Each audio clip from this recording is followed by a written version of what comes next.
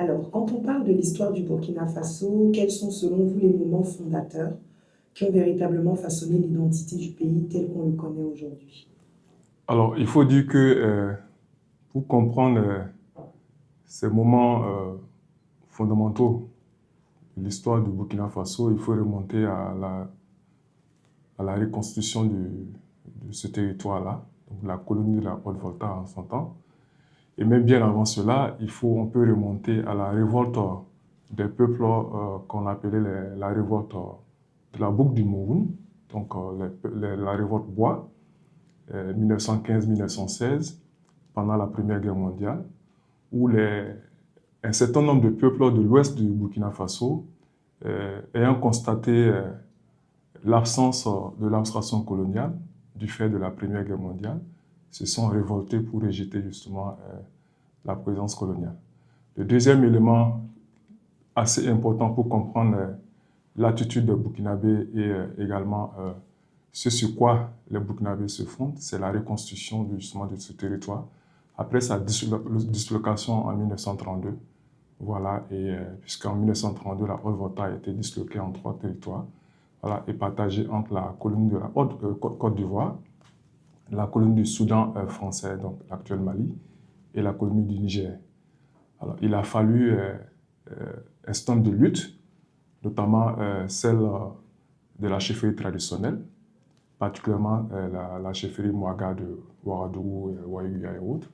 Également les élites de cette époque également, qui se sont mobilisées pour réclamer à la France la reconstruction de leur territoire. Et effectivement, en 1947, voilà, la Haute-Volta a été reconstituée dans ces anciennes frontières. En plus de cela, il faut également mentionner les luttes qui ont été menées, voilà, pour l'accession à l'indépendance de ce territoire. Voilà. Et à ce niveau également, les voltaïques se sont mobilisés pour réclamer à la France justement l'indépendance, après bien sûr plusieurs réformes, voilà, entreprises par la France. Donc je pense qu'à ce niveau, l'histoire nous enseigne que les Burkinabés, donc les voltaïques de l'époque, se sont mobilisés à chaque fois que justement les besoins se faisaient sentir. Et bien sûr, il y a également le fait que la période post-coloniale nous enseigne également l'attitude des Burkinabés, donc des voltaïques. Et le premier mouvement insurrectionnel post-colonial s'est produit justement sur le territoire burkinabé avec le soulèvement populaire de 1966 pour rejeter l'attitude dictatoriale justement du premier président du Burkina Faso indépendant.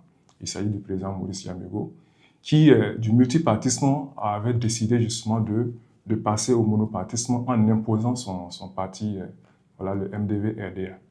Et face à cela, les partis politiques et les syndicats se sont mobilisés et à partir de Ouagadougou, ont fait chuter justement ce régime-là.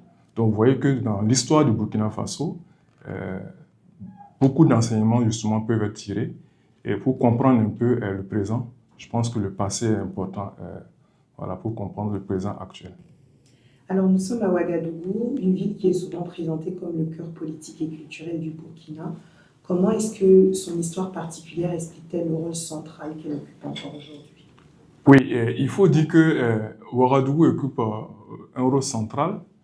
Déjà dans la période précoloniale, Ouagadougou était un carrefour, voilà, un carrefour commercial.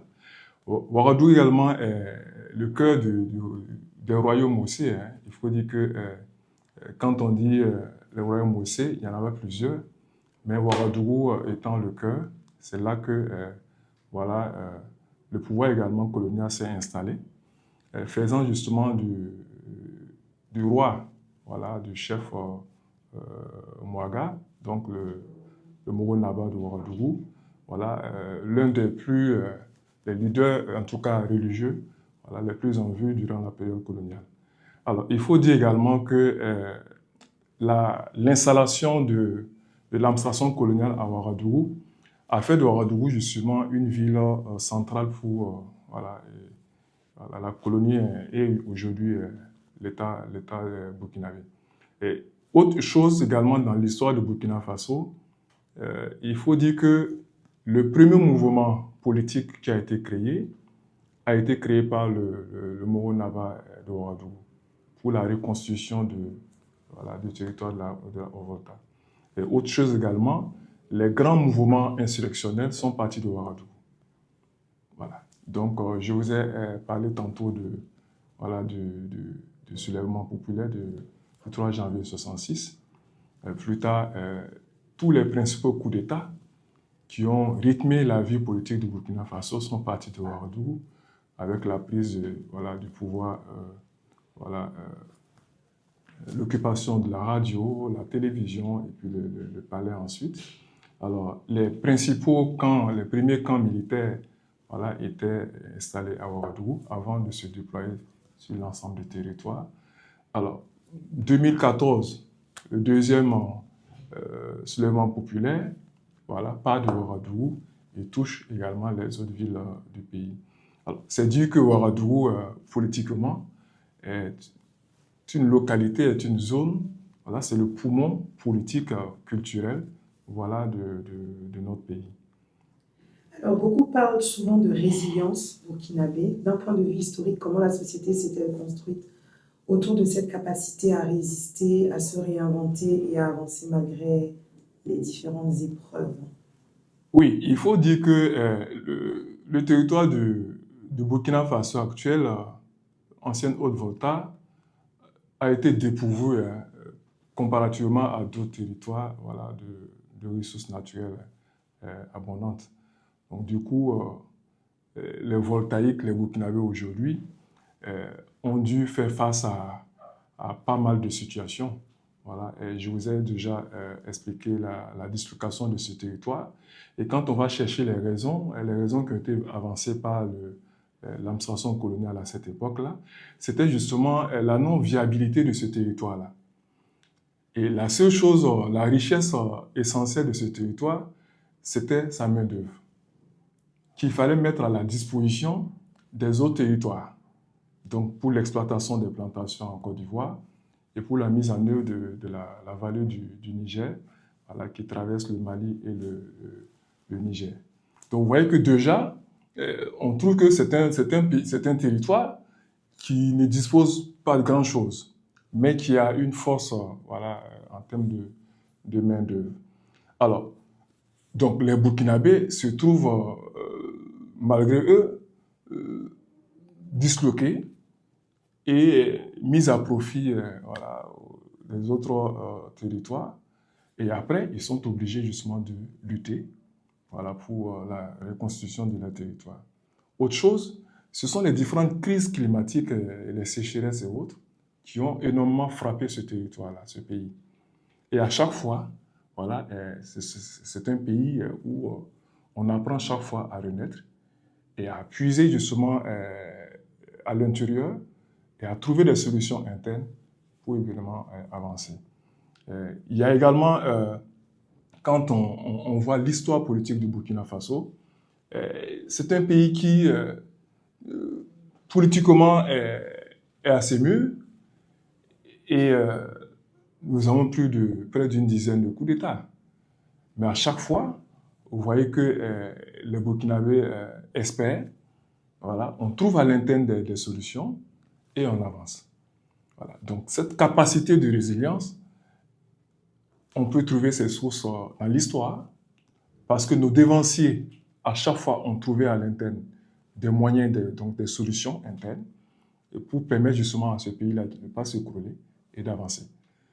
Et je pense qu'aujourd'hui, le président également nous amène à comprendre qu'aujourd'hui, nous sommes contemporains à ce qui se passe. Alors, petit à petit, nous trouvons également des solutions à l'interne. C'est difficile, mais bon, tout comme nos dévanciers, je pense que nous trouvons toujours les moyens pour répartir. Alors, à vos yeux, quels sont les héritages culturels et sociétaux les plus emblématiques du Burkina, ce que vous aimeriez que les jeunes générations redécouvrent ou se réapproprient? Ce que je peux donner comme héritage culturel, même sociopolitique, c'est d'abord l'engagement, c'est l'intégrité que nos dévanciers nous ont appris. C'est également le sacrifice pour son pays. si nous entrons, nous balayons l'histoire du Burkina Faso, on se rend compte que des hommes et des femmes se sont battus pour justement pour ce pays-là. Et je pense que les jeunes, nous jeunes aujourd'hui, voilà, nous devons nous appuyer sur ces valeurs-là, sur cet héritage. Voilà, Thomas Sankara, par sa lutte, par son combat, voilà, a tracé voilà, des voies. Mais avant lui, d'autres également ont tracé des voies. Je vous ai parlé de tous ceux-là qui ont lutté pour que ce territoire accède à son indépendance. Voilà, ces hommes et des femmes qui ont été tués, massacrés dans l'ouest du Burkina Faso lors de la révolte de la boucle du Mourou, 1915-1916. Voilà. Dans la littérature, certains parlent d'une véritable guerre. Voilà, c'est une véritable guerre. Voilà. Ces gens-là ont donné justement l'exemple à ceux-là qui ont lutté par la suite pour la reconstruction de ce territoire. Vous voyez que politiquement, il y a un héritage. Et à chaque fois, la génération antérieure trace les voies pour celle qui suit. Voilà. Et je pense que les générations actuelles doivent puiser dans notre histoire pour justement prendre exemple sur ces hommes et ces femmes-là qui ont bâti ce pays et qui ont tracé les voies pour justement que ce pays-là tienne toujours. Alors, quand on entend parler de Burkina Faso, quand on est de l'extérieur, on pense directement à Thomas Sankara. D'accord. Alors, est-ce que l'héritage de Thomas Sankara est encore véritablement aussi présent dans la société burkinabé ou alors c'est plus, comment dire, on va dire un mythe historique qui est plus entretenu par l'extérieur que par l'intérieur? Que Thomas Sankara a fait à peine 4 ans à la tête du pays, mais ses œuvres sont très grandes. Et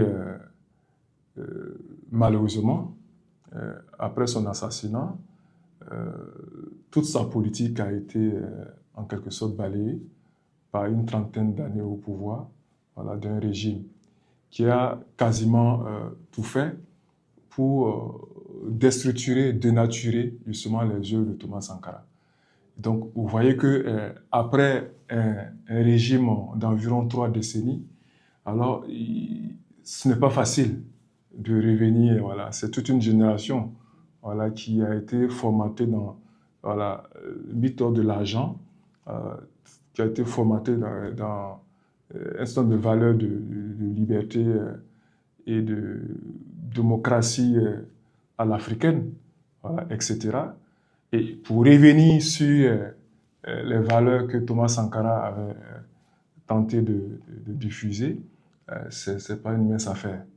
Voilà. Mais il y a une certaine génération, à mon sens, qui avait toujours en elle voilà, ces valeurs d'intégrité, voilà, de sacrifice pour sa nation. Et je pense que l'actualité nous montre que nous avons vraiment raison de revenir à ces valeurs-là qui avaient été mises de côté durant la période de 30 ans. Alors, avant-dernière question, sur le plan économique, aujourd'hui nous sommes en paix. Vous êtes, Burkina Faso, en période de relance économique assez forte. Est-ce qu'il y a, selon vous, des leviers historiques qui pourraient servir de base pour cette relance et pour une valorisation durable du potentiel burkinabé? Est-ce qu'il y a des leviers historiques? Alors, il faut dire que c'est un pays qui est démuni de ressources, je l'ai déjà dit, mais en se basant sur notre histoire, on se rend compte que le peu de ressources justement dont dispose ce pays-là, si ces ressources-là sont bien gérées, cela peut permettre justement une relance économique. Et je pense que c'est dans cette dynamique-là que sont lancées bien sûr les autorités actuelles. Alors, pour puiser dans notre histoire, nous pouvons nous inscrire dans la période post-coloniale avec déjà le régime de Lamizana, voilà, Sangoulé Lamizana, voilà, celui-là qui remplace Maurice Yamego, le premier président voilà, du Burkina Faso, ancien Haute-Volta. Alors, lorsque les Burkinabés rejettent justement ce régime de Maurice Yamego, régime caractérisé par la gabégie, par le népotisme, Alors vous voyez que déjà, il y a cette idée-là, ce refus, voilà, d'accepter que les ressources du pays soient accaparées par un clan, voilà, par un régime. Alors, lorsque Sangoulé Lamizana accède au pouvoir, il essaie justement de redresser justement l'économie du Burkina Faso en se basant sur voilà, ce que nous avons justement comme production. Il s'agit essentiellement du coton, l'or, etc. Alors, les régimes qui vont suivre vont travailler bien sûr sur la question d'équité, voilà, la question de justice et justement la lutte contre la corruption. Et le régime de Thomas Sankara, donc le CNR, voilà, a beaucoup travaillé pour redresser justement les finances donc, voilà, du Burkina Faso. Donc je pense que aujourd'hui, le passé peut nous enseigner pour dire, bon, c'est un pays qui n'a pas d'énormes ressources, mais le peu de ressources voilà, dont nous disposons, voilà, si elle est bien gérée, voilà, cela peut permettre au Burkina Faso de partir sur de bonnes bases. Alors, dernière question, si vous deviez résumer en une phrase ou deux ce qui fait vraiment la singularité de ce pays et qui caractérise, on va dire, son attrait pour les téléspectateurs qui ne le connaissent pas et qui éventuellement voudraient le découvrir, que ce soit en tant que simple touriste ou même en tant que potentiel investisseur, parce que dans une phase de relance économique, le pays a certainement pour dynamique de pouvoir attirer aussi des investisseurs. C'est un tout petit pays, 274 200 km², mais ce pays a comme particularité le courage de ses populations. Le courage de ses populations. Les Burkinabés sont travailleurs, sont résilients. Bien que vivant dans un espace difficile, le peuple burkinabé est un peuple qui travaille et qui est assez courageux, qui est résilient.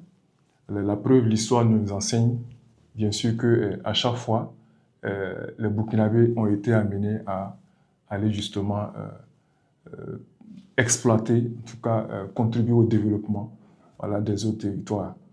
Voilà. D'où, bien sûr, la dislocation de ce territoire en 1932. Alors, c'est dit que pour tout investisseur qui s'intéresse au Burkina Faso, il ne faut pas hésiter. Voilà, les Burkinabés c'est un peuple hospitalier, voilà, accueillant et travailleur. Voilà. Donc, le Burkina Faso est un pays de paix, bien que nous traversions depuis près d'une dizaine d'années, voilà, ce que tout le monde sait. Mais bon, je pense qu'avec des solutions internes et même externes, avec la collaboration avec nos amis, je pense que ce pays-là pourra, voilà, se relever. Merci.